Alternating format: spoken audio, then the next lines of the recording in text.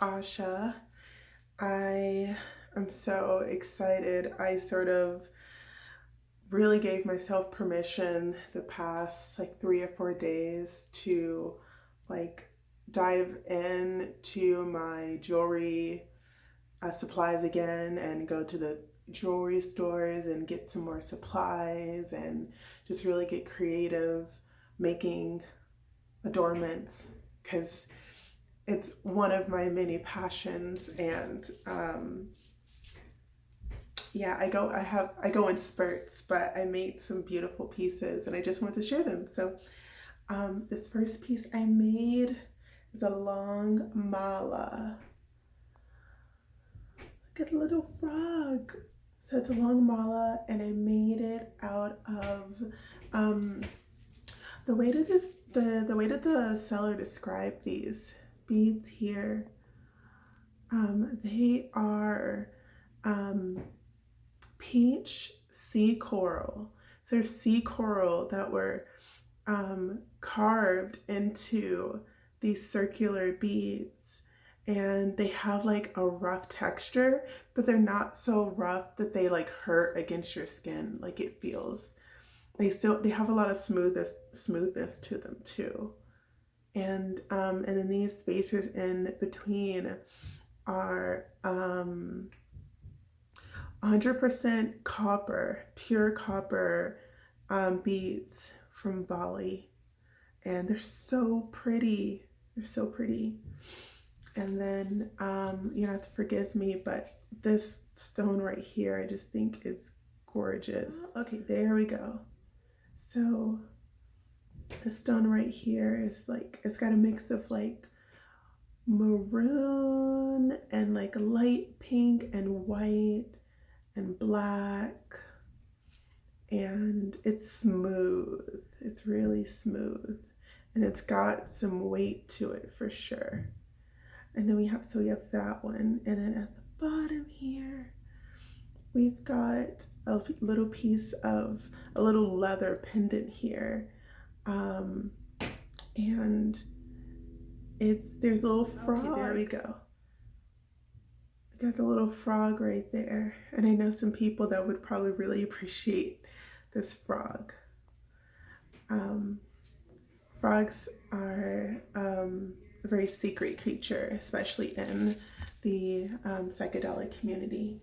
So that's this one, and I'm gonna put it on so you can sort of see how it lays. But so I've got it here, and let me straighten that up. Okay, so this pendant here, the stone, my belly button's right here. So it comes right above my belly button, the stone. And then this comes all the way down to like my pants. And if this is any idea, I'm 5'8.5" inches. So it is a long mala, and I sort of like really long ones though, because it just gives you something you can just sort of hold on to. You still got something to play with. You can involve both hands with it. You can still hold it like this if you want. Like you have a lot of flexibility with like what you want to do with this, like how you want to wear it. You can even like, I mean, I don't know how people wear their jewelry, but you can even like have it on your shoulders, have it wide, and just sort of wear it like that if you want. I feel like this would really look great on like dark clothing, like all black or something, so that the peach and the copper really pop. I feel like it really look nice against something dark. But yeah, so I made this one. Okay.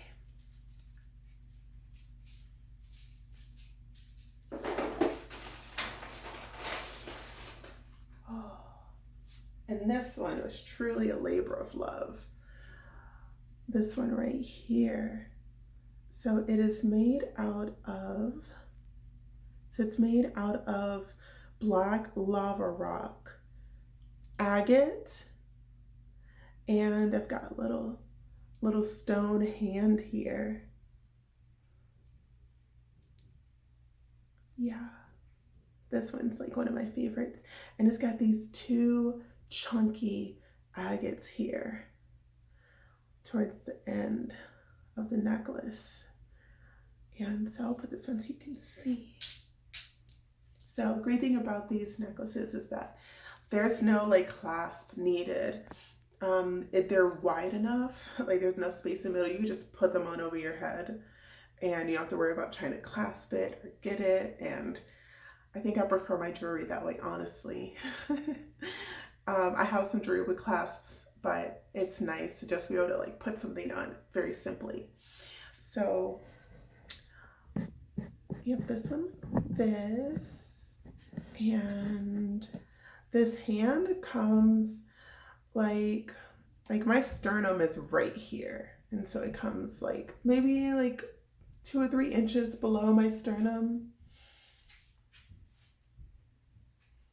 and it's got like a nice weight to it. It's definitely heavier than the other mala that I made, but it's like this necklace is meant to be very grounding and just very comforting. Like even wearing it, I'm just like, I feel okay. And the great thing about lava rock is that you can infuse it with oils. So you can take whatever essential oils or carrier oils that you want, and you can let this soak in those oils, and then it'll hold them like almost like a perfume. It'll hold those in. So that's a really cool feature of this one. But this one was a labor of love because I had to go to a couple different places to find what was right for it. Like I got all the items I needed for the first mala from one place, and it just all lined up perfectly. And I was like, oh, this is coming together really well. But for this one, I only found a couple of items for this, and there wasn't anything else that I felt in a store that I felt really went with this. And I didn't just want to get something because it didn't feel right. And so I was just like, I'm gonna wait. And a couple days later, today, I went to a different store and looked at some of their gemstones. And it took me quite a while still to sort through everything they had and really find something that I felt matched the energy that I was going for with this mala. But I'm very pleased with how it turned out. So waiting was the right decision. Okay. And then I have one last one that I made. This one is very different than the other ones. I would consider it a sort of a modified mala. It's a very, like, this is a mala that you could wear. It's more of like I feel like you could wear this mala if you're like going out and dressing up for like a nice dinner, or you're going to like an opera, or like who goes to operas? Someone goes to operas still. Or you could wear this like if you have to dress up like business professional for an office. You can also just wear this casually anywhere, but this is a very special item. Okay, so this is made up of garnets and rainbow pearls, and the chain is made out of sterling silver. And I made this chain by hand. I made it by hand, and it took so long. Like, I think I was like at the like 2 hour mark. I looked down and I was only a quarter of the way done with the chain. This is really one of the first major pieces I did. Oh, it's been years ago that I made this chain. One of the first pieces that one of the first chains that I made. And I really felt a humongous sense of accomplishment having made this gorgeous, delicate chain. It is extremely light, but very strong. And on the end here, we've got a beautiful carved wood pendant with stainless steel on the inside. And it's really cool. I did not make this piece, but it has been repurposed from another piece of jewelry that I had. And I have held on to both of these pieces for quite some time, but it hasn't really resonated with me to wear them. And I've really truly been feeling like this one will be a gift for someone. I know whose this is. I know whose this is, and so I'll gift this to them. I feel like that feels right. So you just pop it over your head, like I'll do here. So I just popped it over. You can just see it. Sparkles really nicely. And the garnets are faceted, so if I move, you can see that they sparkle because of the way they're cut. And then the pendant comes down to about 1 inch above my belly button. So it's not as long as the first one, but it's a little bit longer than the second one. So yeah, I really like making jewelry, y'all. I've got way more jewelry. I make like waist beads and bracelets. This bracelet I'm wearing, I made. It's all garnets and some copper beads on it. I do get a lot of pleasure out of making jewelry, but I only wear certain pieces. Like there's certain things that I make and I'm like, this is for me. Like this is something that resonates with me, that balances my energy, that makes me feel a type of way, and it's really serving me and it's really means something to me. And then there's other pieces that I make that have a lot of meaning or that embody a certain energy, but it doesn't necessarily feel like it's for me. Like it feels like someone else is really gonna resonate with this jewelry or want this jewelry or find that it like serves their need, whatever need that they have. So I say that all to say that as I make jewelry, I'll just come and post and let you guys know that I've made a new piece. And if any of you are interested in purchasing it, then just go ahead and message me and let me know, and then we can make that happen for you. I'm not gonna like put up a store or anything like that, but if you're interested, just message me. I'll let you know what the selling price for it is, and then if you want to go ahead and move forward with that, then I can arrange to have this shipped to you, or depending on where you are, we can arrange a way to exchange the jewelry without having to incur shipping costs or anything like that. So yeah, I just feel really happy to share this side of me with you. I don't really talk about it that often, but I'm like, why don't I? And now that I'm just on the topic of jewelry, let me go get my other things I made so I can show you. This mala, and it makes noise. People love that it makes noise. So this mala is my first mala that I've made. And I made this in honor of the bumblebee, because I love bumblebees and bumblebees are my spirit animal. And I've got little bumblebee beads right there. There we go. There is a bumblebee right there. So this one is made out of, this wood is cedar.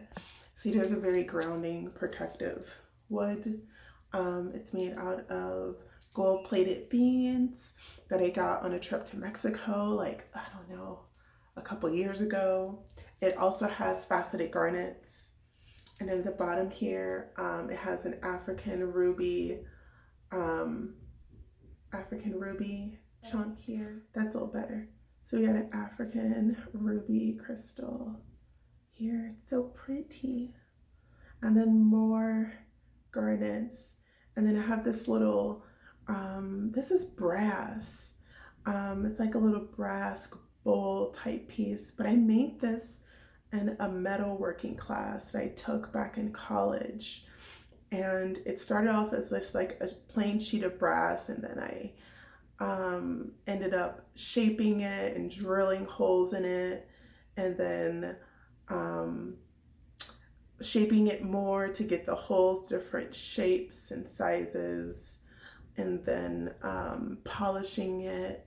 It was so much fun. And then this piece here is repurposed from another piece of jewelry I have. It's an older piece, so it's got some discoloration on it.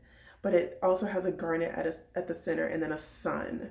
And the sun is so important to me as well. This is very like honeybee sun, very rich necklace. And so I have it on, and this is just as long as the first necklace I showed you. My sternum is here, my belly button is here, necklace comes here, and then this is right at about my pubic bone is where this necklace lays. It's like right at about my pubic bone.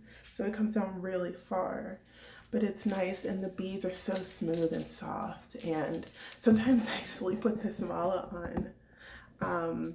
I just sleep with it on because I just want that like comforting energy with me. And I'll just walk around just a little bit so you can hear it if you can.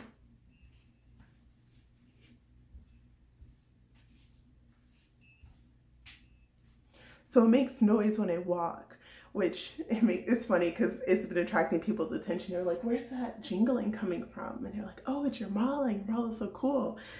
And this, the feedback I got from this mala that I made for myself is the reason why I ended up making more malas, because I'm like, oh, well, if people really like this and I love making it, maybe I'll make some more.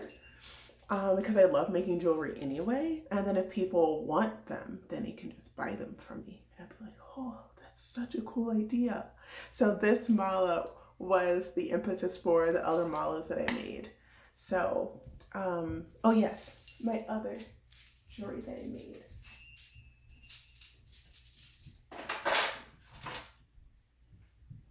So this is not a mala.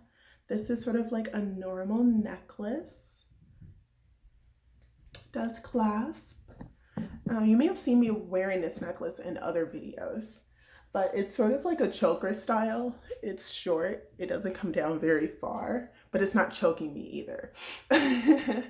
And this is a labradorite with blue fire. Look at that fire. Like lightning. So pretty. Labradorite was like the first gemstone I fell in love with. And these are, I forget how to pronounce the name for them, so I might just like edit that in, put it in somewhere. It's like chalcedony or something. Some gemstones have weird names. And then this one has a little tiny blue lapis on it as well. And then these are blue. They're obviously not blue. These are sandstone. That's this gemstone. It says orange one is sandstone. Let me get a little closer. See if you can see that.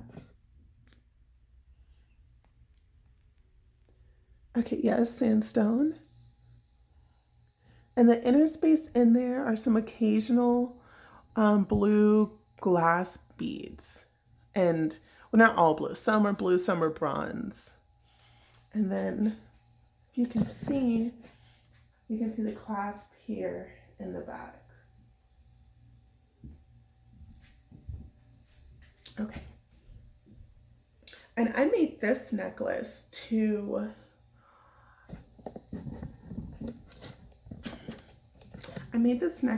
in honor of Archangel Michael.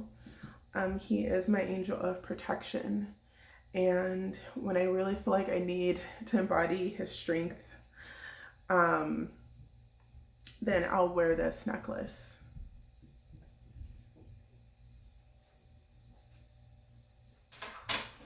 Okay. And then the final one I'm going to show you today is my necklace to honor the penis envy mushroom. I've gone on some mushroom journeys, and this, I really wanted to make one to sort of honor that, honor the mushroom for carrying me on these journeys and teaching me the lessons I've needed to learn, and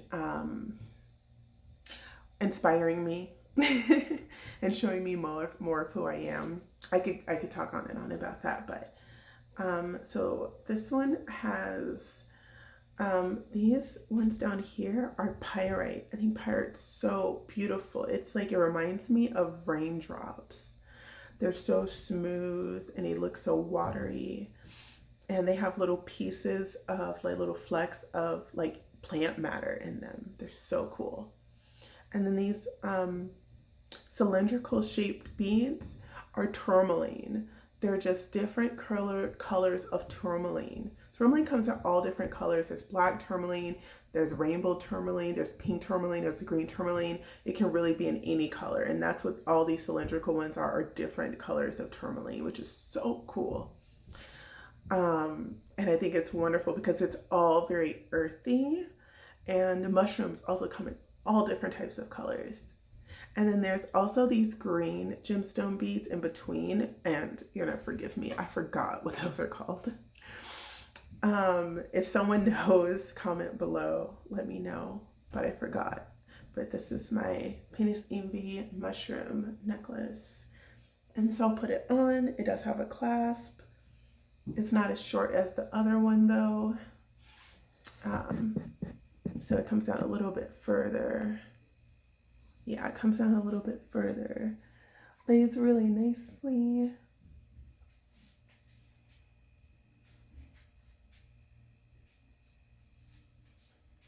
Yeah, so these are all my pieces for now. Thank you for watching. And if you want any of the pieces that you saw, any of the first three pieces, any of the first two pieces that you saw, then go ahead and send me a message and we can make that happen for you. If you want me to make a custom piece for you, then I can also do that as well. Just go ahead and send me a message, and then we can go ahead and work out, like, what do you want the energy of the piece to be, what types of stones you have in mind, if any, and what your budget is, and I can make something for you within that. That's all for now. I love you, and I hope you have a wonderful day. Bye.